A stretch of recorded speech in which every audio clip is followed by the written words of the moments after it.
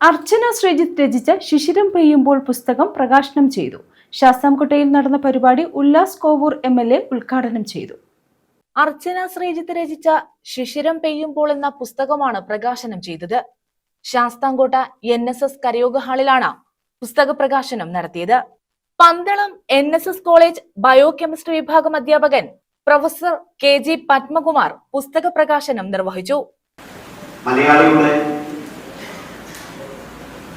സ്നേഹം വറ്റിപ്പോകുന്ന ഒരു കാലത്ത്, പരസ്പര സഹവർത്തിത്വം ഇല്ലാതെ പോകുന്ന ഒരു കാലത്ത്, മറ്റുള്ളവരെ കുറിച്ച് കൺസേൺ നഷ്ടപ്പെട്ടു പോകുന്ന ഒരു കാലത്ത്, കൂട്ടുകുടുംബത്തിന്റെ സ്നേഹാർദ്രത ഇല്ലാതെ പോകുന്നു. അവനവനിലേക്ക് നാം അണുകുടുംബത്തിലൂടെ ചുരുങ്ങിപ്പോകുന്നു.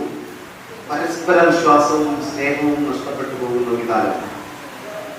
കവിത എഴുതാതെയും നമുക്ക് ജീവിക്കാം, പാട്ട് പാടാതെയും നമുക്ക് ജീവിക്കാം, പടങ്ങൾ വരയ്ക്കാതെയും നമുക്ക് ജീവിക്കാം. അത് സമൂഹത്തിലെ മറ്റ് ജീവികളും ചെയ്യും. അതുപോലെയായിരിക്കും ഭാവനാ സമ്പുഷ്ടമായ ഒരു ജീവിതം. അത് സൃഷ്ടിക്കാൻ ദൈവം നൽകിയ പ്രതിഭാതൃത്വമാണ് കല. ഏറെ പ്രിയപ്പെട്ടവരാണ് എന്നുള്ളതാണ് വൈദ്യം.